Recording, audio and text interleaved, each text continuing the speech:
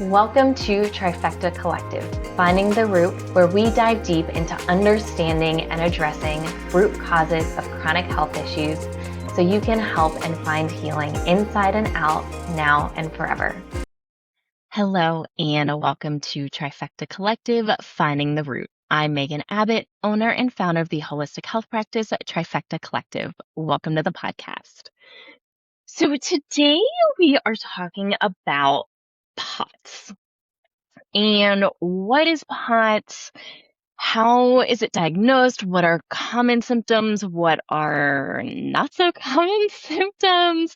Why it is often overlooked? Some other things that can often come along with POTS, like hypermobility, is going to be a big one.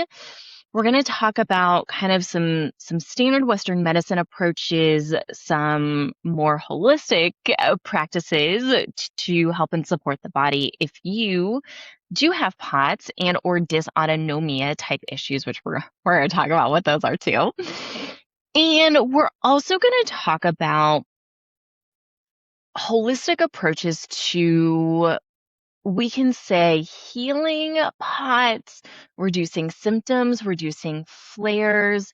And this really, in my eyes, and we've worked with dozens and dozens of individuals officially diagnosed and or suspected with dysautonomia type issues. And I almost view POTS as there's a lot of similarities with autoimmune diseases and autoimmunity and the POTS flares, different things like that. And so we're going to talk about how we look at this, how we approach that, how do we prevent or limit flares, and also how do we decrease the intensity and or length of a lot of these flares.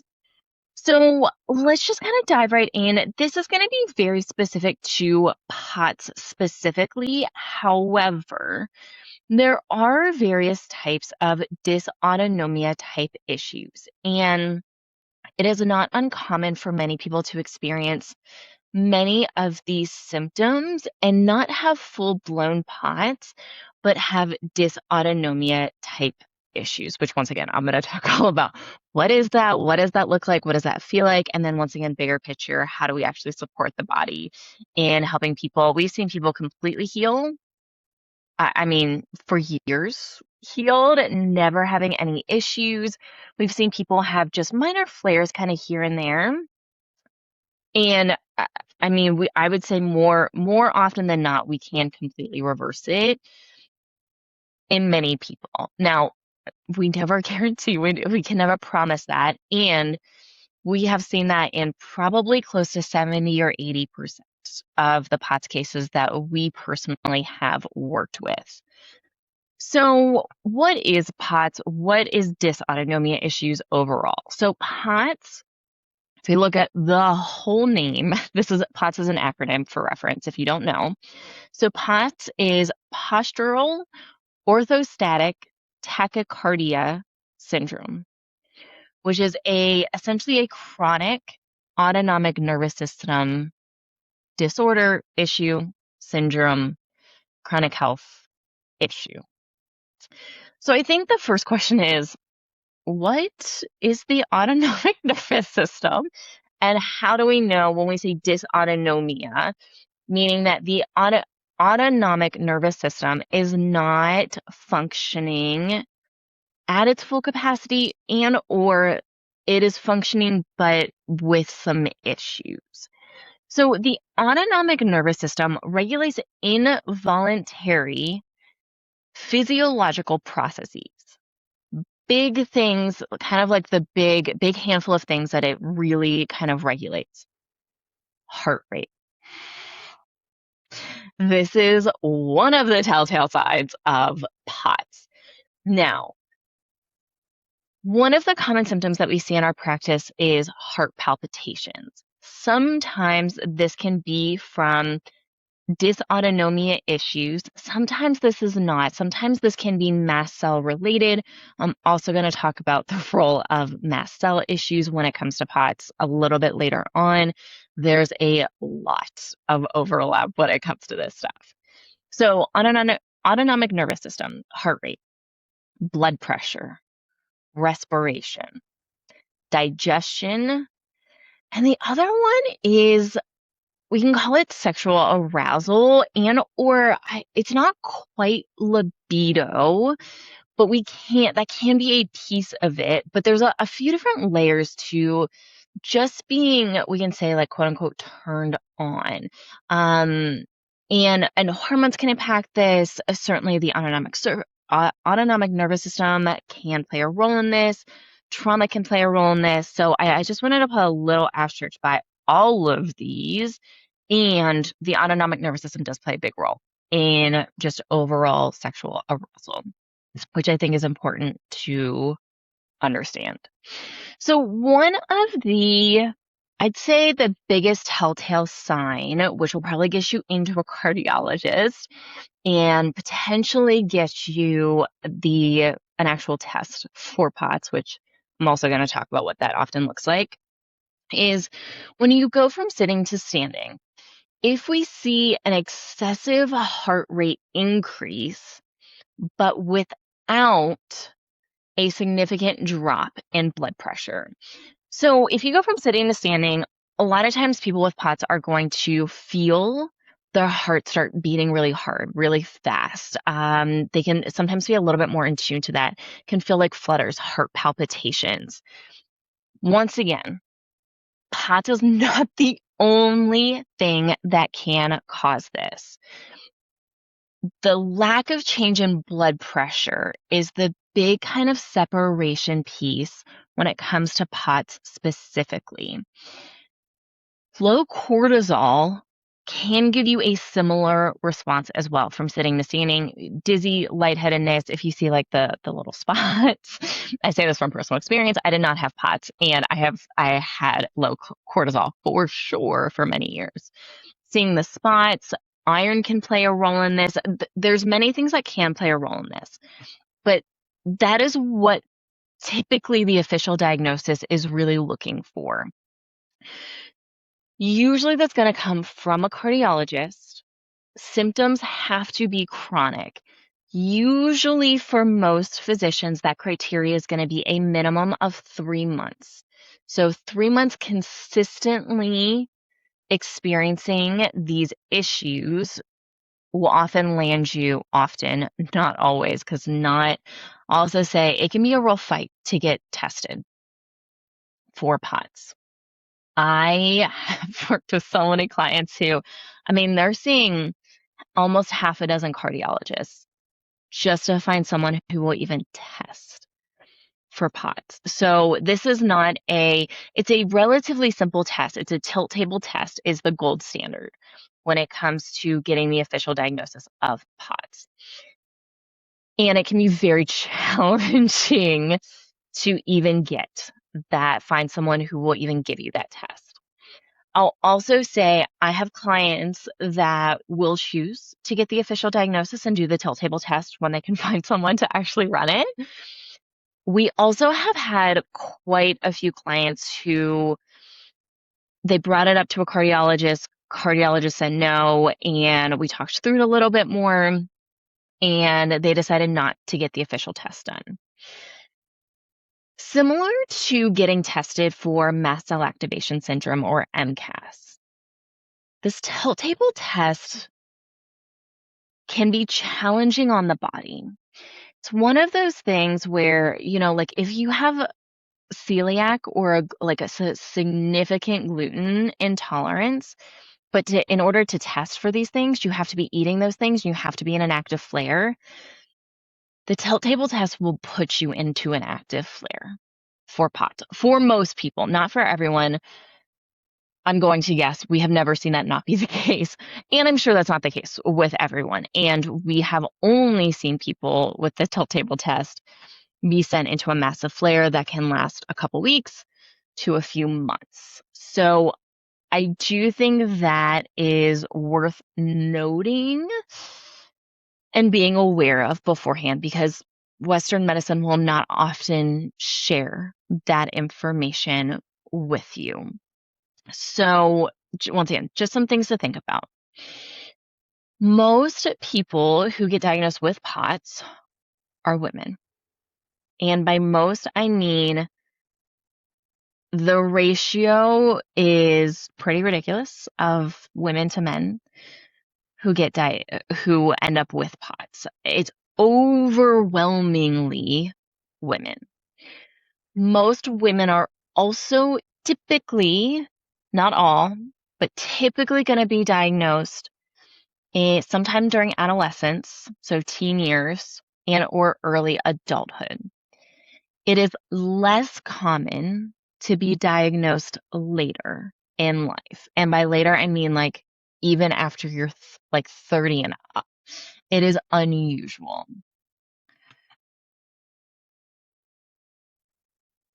Yeah. Okay. I was going to go somewhere else, but I'm going to wait. I'm going to wait to share that for just a little bit. Other things that often come along with POTS, which once again can make the diagnosis a little bit challenging because symptoms can be very overlapping. But oftentimes, if someone does have POTS, we'll likely see hypermobility issues. And hypermobility issues are, and there are specific tests. You can even look online. There are some really interesting, just like at home testing. You can see if you have some hypermobility type issues. And hypermobility is like broad spectrum hypermobility, just like dysautonomia issues, very broad spectrum. So many people who have hypermobility issues can be diagnosed with Ehlers-Danlos syndrome. And what that is it's a specific type of hypermobility issues. Once again, like we could compare it to autoimmunity type issues, and it can respond similarly. There is a genetic component to it. However, genetics aren't the be all end all when it comes to hypermobility issues overall, whether that's Ehlers-Danlos syndrome or just broad spectrum hypermobility. So I think that's important to note. But it is very common for that to come along with POTS. And when we have both, we can have a lot of the heart rate symptoms and issues, trouble breathing, gut digest, like all of these symptoms. Plus, it's very common to also have a lot of body pain, joint pain. And more often than not, that's actually from the hypermobility issues, meaning that your joints have a larger range of motion than they're quote unquote technically supposed to have. And that could be painful. I worked as a personal trainer is when I first got introduced to hypermobility issues and people with hypermobility issues. And, for a lot of, especially adults, we work on increasing mobility, increasing ranges of motion. And for people with hypermobility issues, this is a very special and different type of population because essentially we need to train the opposite. As opposed to training for more range of motion, we actually need to train less range of motion with more control, more strength within smaller ranges of motion to help build muscle, help protect joints, help protect bone health.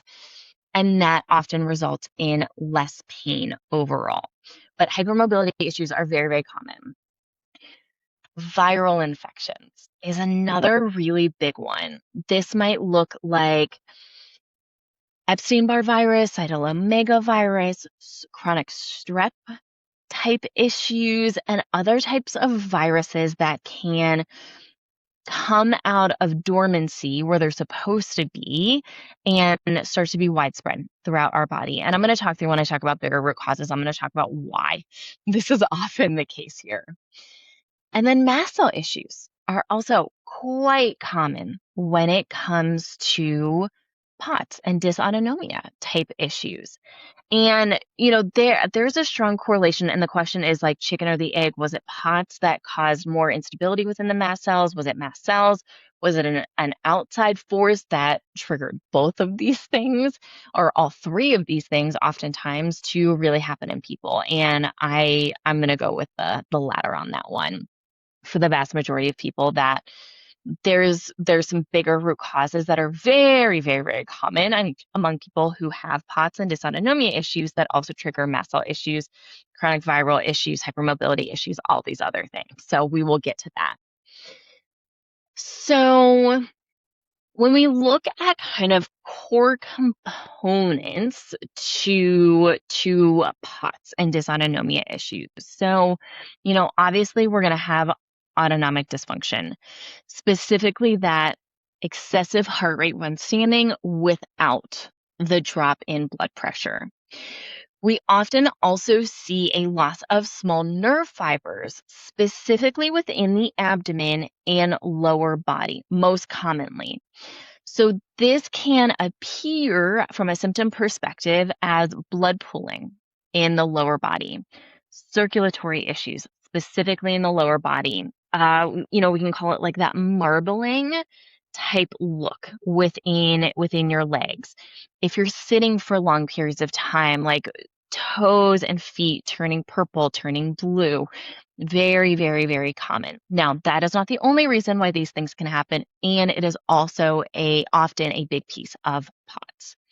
We may also see a lot of pelvic floor dysfunction, and this can be seen from back pain, chronic lower back pain, hip pain, chronic issues like interstitial cystitis even sometimes can appear with this. And once again, like, that's not just a pelvic floor issue, but pelvic floor issues can play a role in that. A lot of pain in the lower abdomen. We may see like pain during sex, especially in women, that can be related to pelvic floor dysfunction. Once again, hypermobility can play a role, and there's a few other things that can also play a role within this. And then kind of the last really big one, and once again, this is not just specific to POTS. This is a big piece, I would say, of a lot of chronic illness type issues, and that is excessive sympathetic nervous system activity.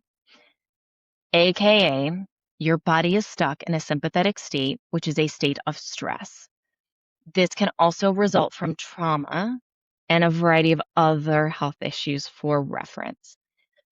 So if someone is stuck in a state of stress versus a parasympathetic state, which is the rest and digest state,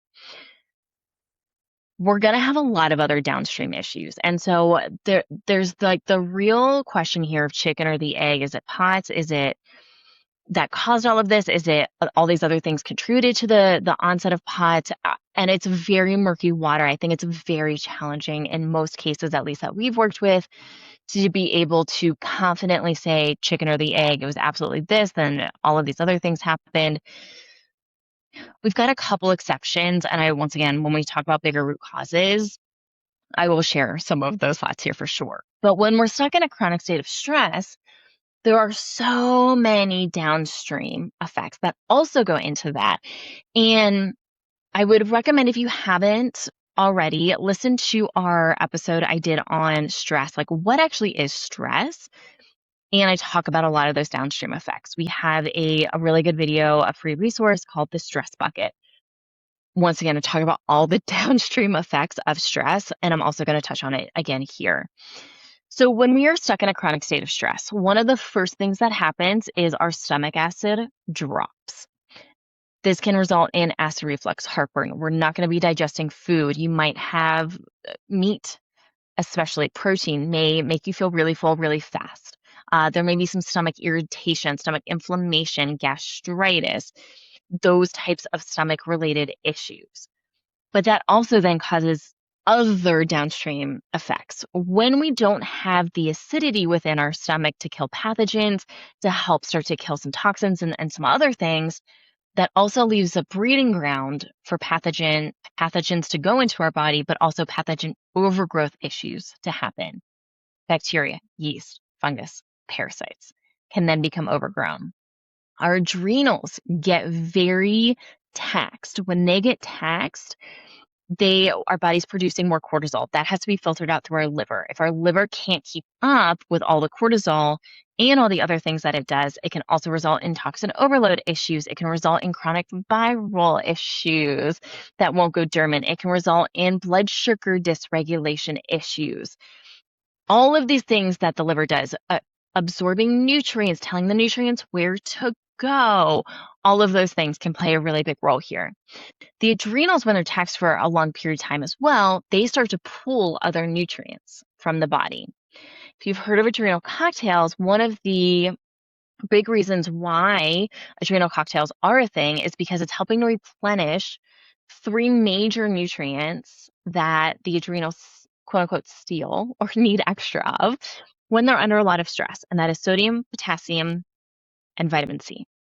Magnesium also goes a really long way when it comes to the adrenals. And when we talk about ways to support POTS, you're going to see some overlap with some of these things. So keep that in the back of your mind as you are listening here. And I'm going to come back to that.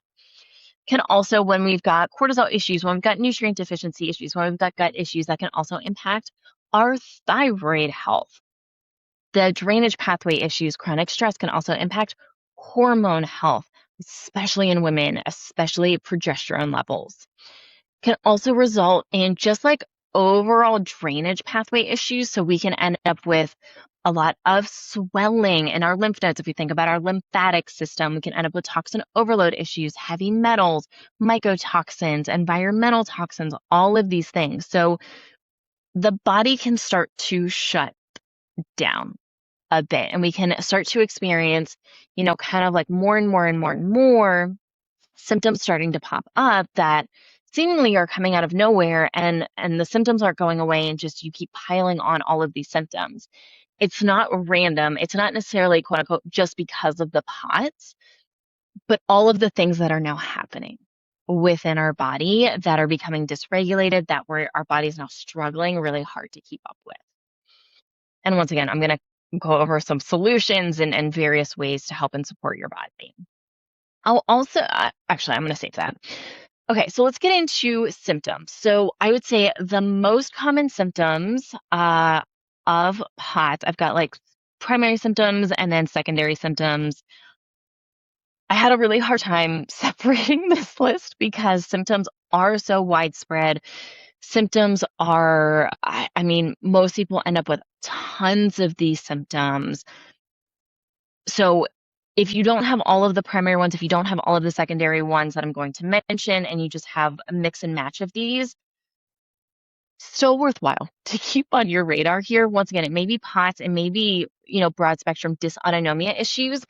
And there are other things that impact all of these. So we're not looking at one or two of these symptoms, but we're looking at the collection of these symptoms. And I even hesitate to put a number that if you have 4 or 5 of these symptoms consistently, regularly for 3 months or longer, you should get checked out.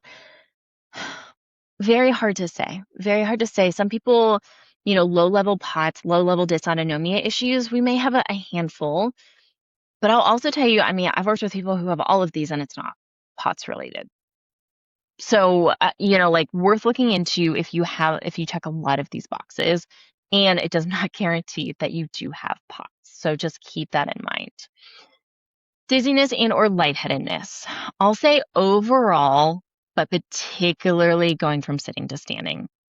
Heart palpitations, high heart rate, feeling just like some randomness within heart rate, different things like that. Very, very, very common. Fainting and or feeling faint.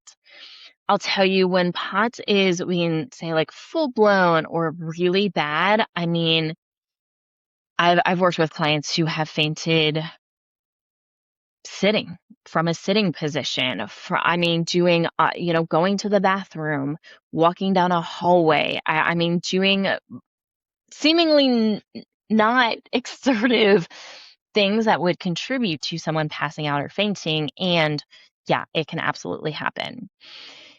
Fatigue. Fatigue is a big one. And once again, there are levels to this. At kind of the worst case scenarios, I see clients, non-negotiable naps throughout the day and then trouble sleeping at night, which is so unfortunate. And just, not even falling asleep while sitting up, falling asleep in meetings, falling asleep in classes, all kinds of things that just, and they cannot control it. They cannot help it. Just fall asleep because you're so tired. Cognitive issues, then these are really broad spectrum. Brain fog, trouble concentrating, recall issues, memory issues, trouble focusing, all of those things. Shortness of breath, another pretty common one, especially with very, very mild exertion. Can be challenging, especially when you're first starting. If you haven't worked out in a while and you go to work out and you do have dysautonomia issues, it can feel very, very, very, very challenging. Working out is actually really good for people with POTS and dysautonomia issues. And the introduction into that can be really challenging. And as a personal trainer, having helped people in the POTS dysautonomia space, this really looks different for a lot of people, especially like if they have the hypermobility issues going on, all of these other things. There's just a lot of pieces to really put together when it comes to building a workout program that is appropriate and not going to make things worse. Headaches or migraines is another really, really, really big one. GI issues, especially nausea and bloating, really, really big. And then, like I said, sleep issues are also very common, especially because they are stuck in that sympathetic stress state. Other symptoms, and once again, I even hate to say like these are less common. These are almost just as common. If I'm being really honest, these are almost just as common, and I would say they're not maybe as well documented in the research that's out there, but there's also not a ton of good research and studies on POTS itself. So I already mentioned one, which is that kind of like marbling or like just like the circulatory issues specifically in the legs. This can't happen in the abdomen, but a lot of times we're seeing it in the legs. Feet are always cold, legs are always cold. Toes start to turn like blue and purple. Like skin starts to get weird, almost like a molting of the skin on your legs, even. Once again, like just like the sitting issue, if you sit for some people, it's 5 or 10 minutes, and all of a sudden the legs are all marbly and that kind of thing.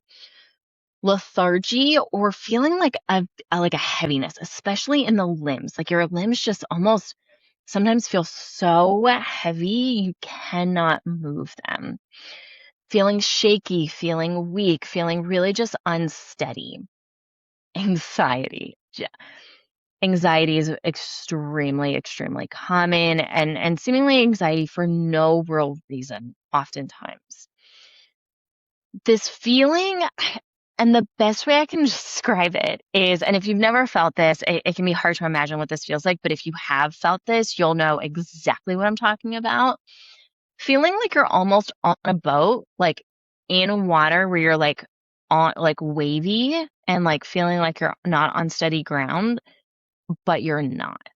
You are feet flat on the ground. Even you could be sitting and you feel like you're floating and almost like you feel like you're on a boat, like with the waves, with the sea, with with river or whatever, wherever you are, but always like having that feeling pretty regularly.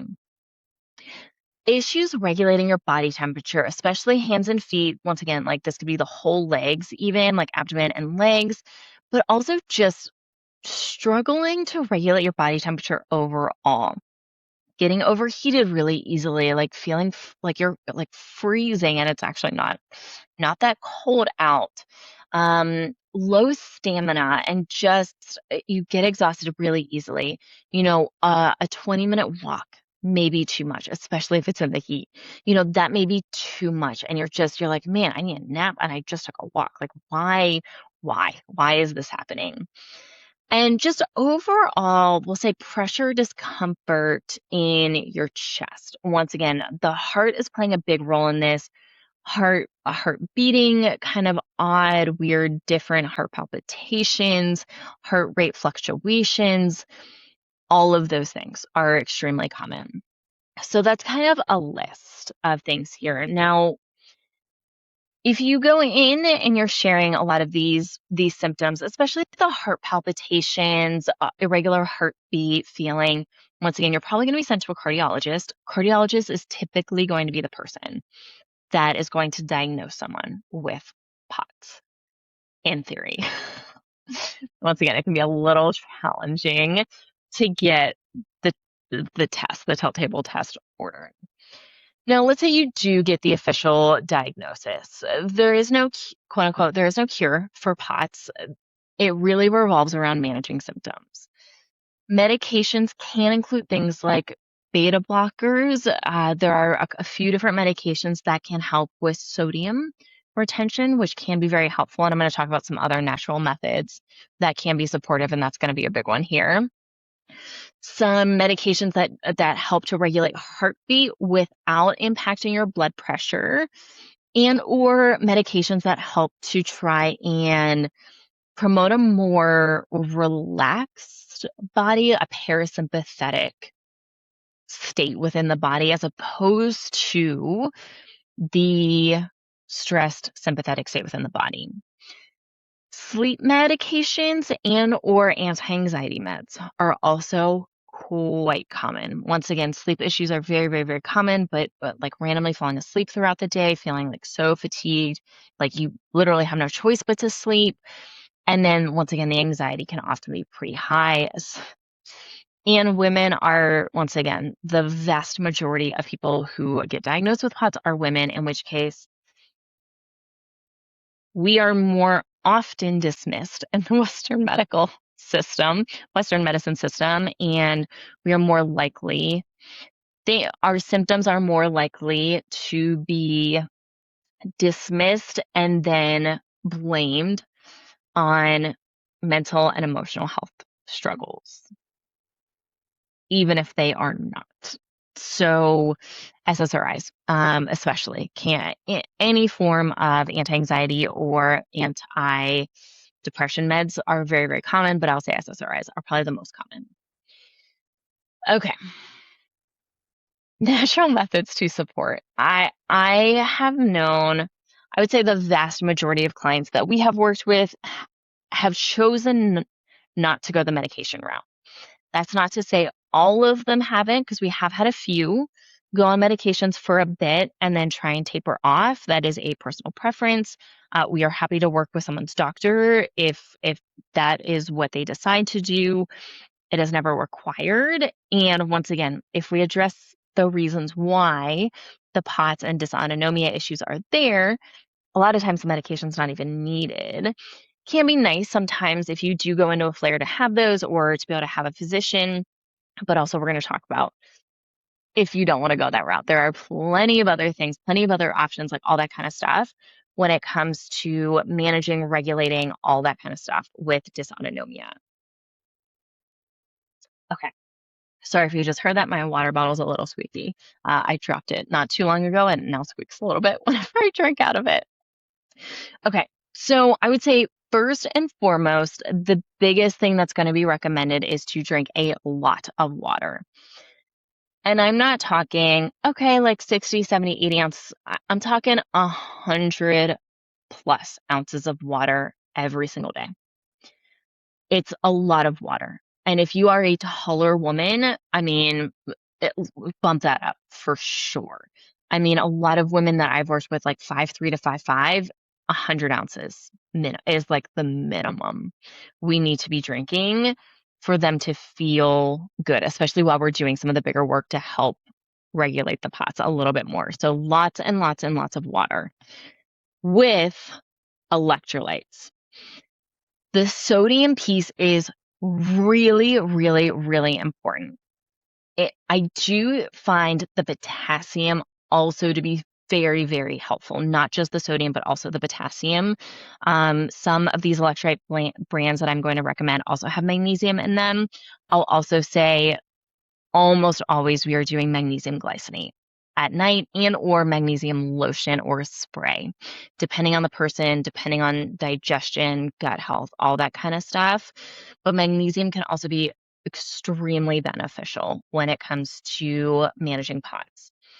Now, there is a brand, and by the way, we have no affiliation with any of these three brands. Electrolytes, these are the ones that I find to be most helpful overall, but specifically this is related to POTS and dysautonomia issues. So there's a brand called Vitasium. And this was made specifically for people with dysautonomia issues. I like their sodium to potassium ratio. They have a basic one, and then they also have like an extra strength one. They have capsules that you can open up the capsules and put them in the water. You can just take the capsules. I like that they have different options because everyone is a little bit different. We do find people have preferences, but that's usually where I'm going to start with most people is the Vitacium. Now, if the Vitacium is not quite cutting it, we may move to two other brands. And the next brand, I am going to recognize that there are some lawsuits coming up against them. From what I've seen, they are still pending. Question mark. But I will say this brand can be very beneficial, especially the unflavored version of this one, and that is Element, LMNT. Um, so that can be a really good one. It is particularly high in sodium, which once again can be very beneficial for people with POTS. Now, some of the flavored ones can be a little bit question mark, especially if you do have a lot of GI issues, digestive issues. There are some things that I don't love in some of the flavored ones, but once again, like depends on the person. If it sits okay with their body and we're finding that really helps, some of these other ingredients aren't my biggest priority. If they're stable enough to be able to go to school, be able to go to work, like be able to live a life, that's a little bit more important for me up front. Long term, that conversation is going to shift over time, but up front, I'm really trying to help someone be a little bit more stable, have a little bit more energy, have less symptoms, less dizziness, headaches, migraines, less of the heart rate fluctuations and changes, shortness of breath. Like that is a big priority of mine, is to help to manage and stabilize the body a little bit. And if this brand helps, I'm kind of okay with some of these things not being the most ideal long term, because we're going to see other shifts. And then we're going to be able to switch to some different types of options. And then the last one, and this is probably the most common one I recommend for just like general population, and that is salt, SALTT, salt. Or you can say salt tea, is kind of how they can pronounce it. That's the one that I really like. I do maybe a quarter of a packet a day, maybe, unless it's in the summer or I'm doing a lot of activities, like doing like a longer hike, in which case I might do like half or three quarters of a packet. But typically that's good for I would say the average kind of person. But I really liked their unflavored one. I really like their sodium to potassium ratio. I like it better than the Element for sure. And they have quite clean ingredients. Eating salty foods, eating just a higher salt diet overall is often recommended. Compression kind of clothing, especially socks, especially compression socks, but even sometimes like compression shorts, compression gloves, like it kind of depends on the person. But I'd say start if you have a lot of the like blood pooling, circulatory issues, compression socks, first and foremost, can go a really long way. Exercise. Doctors will absolutely recommend exercise. And once again, that little bit of a tricky ground, because exercise is good and it can also make things worse if not done appropriately for that person, that person's body, where they are, like all of the things. So there's a lot of pieces to keep in mind when it comes to that. And then the last one is avoiding standing for long periods of time. So if you have to stand like for many, many, many hours at work, it's typically not going to be recommended, because that can contribute to the exacerbation for a lot of these issues, including the fatigue, dizziness, lightheadedness. You're also more likely to pass out or faint if you're standing for long periods of time. Okay, so things that kind of like our approach to this. So very similar to autoimmunity issues. POTS and dysautonomia issues are a symptom. Now, this is one of the few symptoms that is a big enough deal that we do symptom manage it for a lot of people at first, because it can impact someone's day-to-day life so significantly and totally wreak havoc. We do want some stability. So we will look at, once again, like water intake, electrolyte intake, the compression socks, potentially working out. Nutrition can go a really long way in helping to stabilize the body.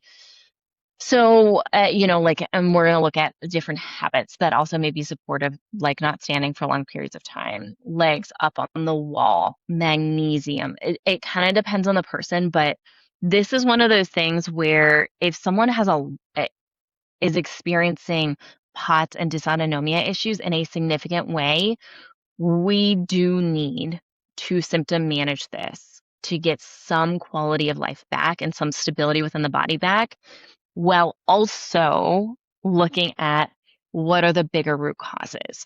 Why is this going on? What happened within the body that potentially could have been a major piece in contributing to the onset of POTS and all of these things that come along with POTS? First and foremost, we need to look at mold illness, mold toxicity. This is the number one root cause of POTS and dysautonomia issues. I think every single person that we have worked with POTS, with one exception, was mold related, and mold illness was at the root cause of their POTS issues. And once we address the mold and all the things that come along with mold, minimal symptoms, minimal symptoms. Flares potentially never happen, and or once again, like they are very minimal, they are very short in duration. And once again, I'm going to talk about longer term maintenance, but mold is the first thing. Anytime anyone comes and they check a few of those dysautonomia boxes, a few of those POTS boxes, we want to look at mold. Rule that in or out just to double check. I'll say that the one case that we've had that wasn't mold related, the amount of toxic load they had on their body was wild. On par with the level of damage that mold and mycotoxin illness does within the body. So, I mean, it was very, very extreme, very intense. Secondary to that, we also need to look at the gut. What is going on with the gut? This also does not mean a stool test necessarily. Looking at the CBC with differential, looking at if we are going to look at mold, we'll often run the organic acids test from Mosaic Diagnostics. That'll give us a lot of insight into the gut. And then from a symptom perspective, once again, in every case that we worked with, at least parasite overgrowth issues were playing a significant role, very significant role. And that is something that is often missed. I'll also say, and I didn't realize this was a thing until probably like almost a year ago now, maybe like 6 months to a year, but there are practitioners who quote unquote specialize in POTS. The ones that I've seen, at least so far, or, we've gotten quite a handful of clients who have come to us from quote unquote POTS specialists, are not looking at the bigger picture and are not looking at the bigger root causes here, and are really just trying to stabilize the body through supplements, through nutrition, which, by the way, is fine if that's the route you want to go, but also understand that if we don't look at the bigger picture and address bigger root causes going on, there are limitations that these nutritional and lifestyle things can do for many people.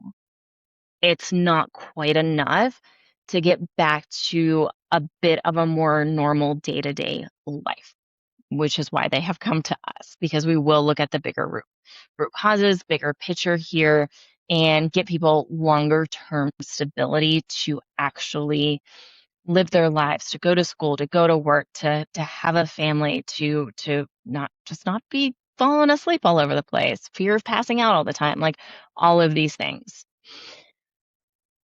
We also need to look at mast cell, MCAS kind of issues as well here. Once again, this is going to go hand in hand.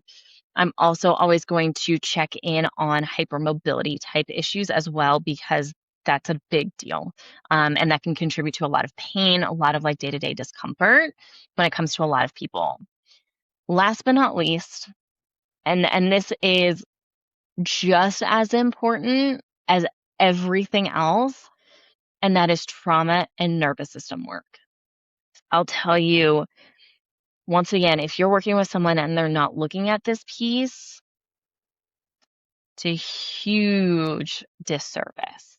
Because if your body is stuck in a sympathetic state, a stress state, one of the things we need to do to help your body heal and not have the level of extreme symptoms is to teach your body it is safe and it doesn't have to be stuck in this stress state. And this comes down to a lot of factors. We've got internal stressors going on, but we also need to look at trauma and the nervous system. It's a big deal. And there is no one size fits all when it comes to this. I'll also say a lot of people who have tried to get a POTS diagnosis, and this is really almost anyone who tries to get an autoimmunity diagnosis, like women with chronic health issues, just like most women who have chronic health issues who have tried to go the Western medicine route. I mean, we have medical trauma. That alone is wildly stressful because we were taught that that is the system that is supposed to help us and heal us. And then we learn the hard way that that's not actually what our medical system does for us from a chronic illness, chronic issue standpoint. Especially when there is so little research and so little education done on women's health specifically. So important things to keep in mind. So when we look like longer term support, once again, addressing the bigger root causes is just as important as actually managing the POTS and dysautonomia issues themselves, because that's what's going to give you more long-term stability. However, you can still experience flares. You can still experience periods where it kind of like seems to have a little bit of a resurgence. And this is, once again, this is very similar to autoimmunity type issues where we can have flares, we can have resurgences, we can kind of reverse it, put it in remission, whatever language you'd like to use, but it can pop up back up if we're not careful. So first and foremost, finding and addressing the bigger root causes goes a really long way. The next really, really big thing is, what is the trigger for flares? And this is also the same with autoimmunity issues. Stress. Stress is the root cause. Now, once again, I'm talking big picture stress. This might look like stressful situations going on in your life. This might look like internal stressors. Maybe you got like a little stomach bug or something, and then you took antibiotics and you didn't replenish your gut health, and now you have low stomach acid production. Now you have like not the best beneficial bacteria or microbiome balance within your gut health, and this can lead to some issues. So that can be a big deal. I do recommend getting some labs every like 6 to 12 months. I think this is good maintenance, one, for all of us, two, especially if you have a history of chronic illness issues, because you can stay on top of inflammatory issues that are starting to pop up, stress responses, nutrient deficiencies, definitely nutrient deficiencies. That's a big one. And all these other little shifts and changes just to make sure your body is supported in the most appropriate ways that it really needs to be and is asking to be. And that can really help with managing flares. We have some clients that will see us like once a year, once every 6 months, and they'll be like, got my labs back, just would love for you to look over them and let's talk about like any shifts or changes that I need to do with supplements or nutrition or some lifestyle things. And we talk about those. And it really is just like a long-term maintenance kind of piece to this. So yeah, and then just keeping up the basics here of sleep, hydration with electrolytes. I do recommend the hydration and electrolytes long term, keeping, up on nutrition, keeping up on stress management. And then the last thing I kind of wanted to talk about is having a bigger cup that is also as empty as we can get it. And let me explain here.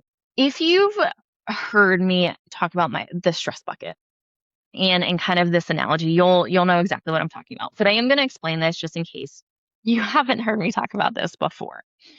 So essentially, I like to compare our nervous system to a cup or a bowl or a bucket.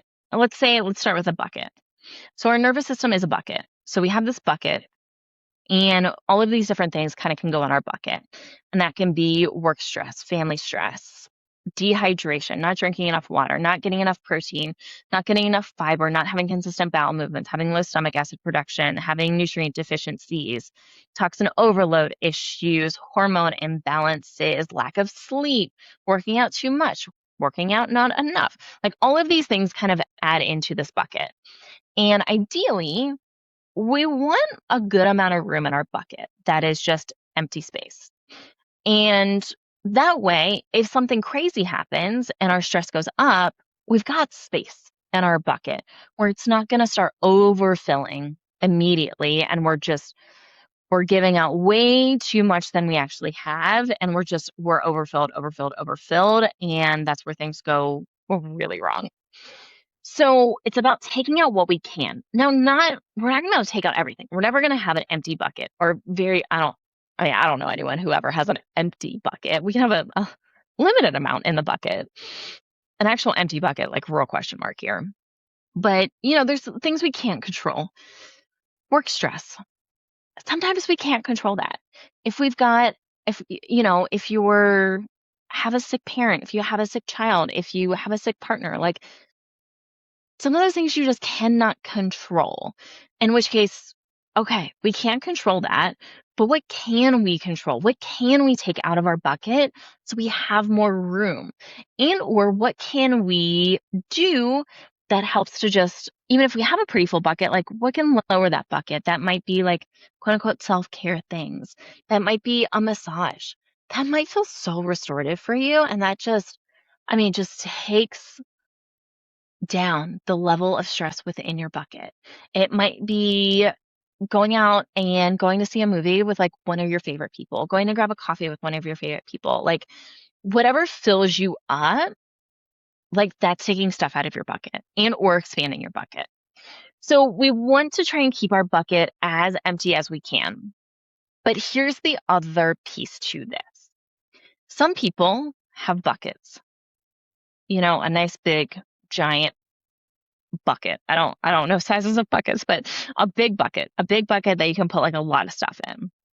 Other people have a tiny 8-ounce glass, in which case, if you've got an 8-ounce glass, that 8-ounce glass is going to fill up really fast compared to a bucket.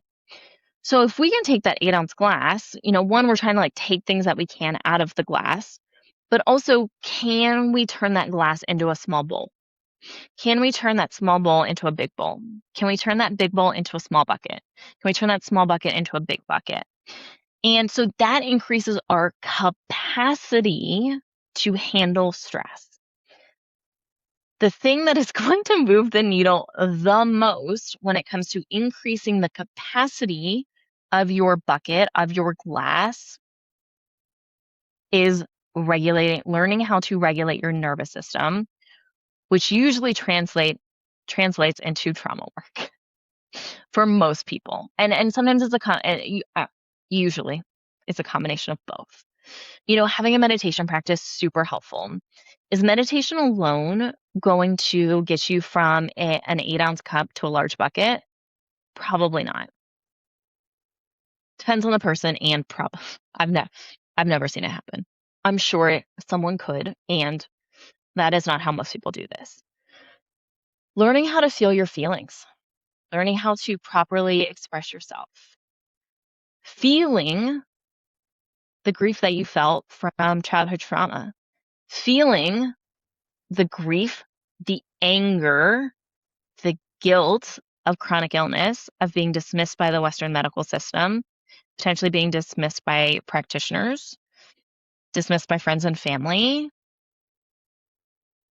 all of that can play a big role in the size of our bucket. And so, when we do like really deep work with a lot of people, especially like I'll say like this is a lot of my clients, one-on-one clients stay with me for a long time because this is what we are working on. We are working on continuing to take things out of the bucket, but even after we've taken a lot of stuff out of the bucket, now we're working on going from a glass to a bucket because that's so helpful long term in maintaining your more optimal health. There are many other benefits to that as well, just for reference. You will be a much happier person overall. You'll be able to handle situations better. Things get vastly better, really across the board. And if you're like, I don't have trauma, like this isn't a thing for me, it's probably more of a thing for you than it is for most people. Trauma doesn't have to look like capital T trauma. And we've done a lot of episodes and, invitation to go listen to many of those, especially the ones with Brendan. Brendan has done some really good ones on here because she is such a nervous system expert here and really does a great job at helping people increase capacity and going from that tiny cup to a big bucket. Everyone has trauma. Everyone has trauma. There are layers and levels to it. And sometimes it can be harder to see when our trauma is what we call lowercase t trauma and not, super obvious. I was beaten. I was abused. I had an addict as a parent. Like, those are really obvious ones. Like, of course, those are trauma. I'll also say regulating your nervous system doesn't mean you're just going to be happy all the time. That's also like not a real thing. The goal in regulating your nervous system is not to get stuck in any one state, in a state of relax, because that's also not good, or be stuck in a state of stress. It's to be able to flow between those two states as the body is naturally designed to do so. And once again, just not be stuck. So those are kind of my thoughts and different things on POTS and dysautonomia issues. We do work with a lot of people who have POTS dysautonomia type issues. We offer free consultations. We would love to chat with you. We can help you dive a little bit deeper, start to peel back a lot of these layers. And we have had a lot of success. And once again, helping some people that looks like a pretty full reversal or remission. For other people, it looks like drastically reduced symptoms and or flares. In which case, just day-to-day life is so much better. It's just so much better. So if you have any questions, if you think you might fall into this category, like please don't hesitate to reach out to us. As always, thank you for listening. Please like, subscribe, follow. If it resonates, 5-star reviews really, really, really mean the world to us. And we'll see you next time.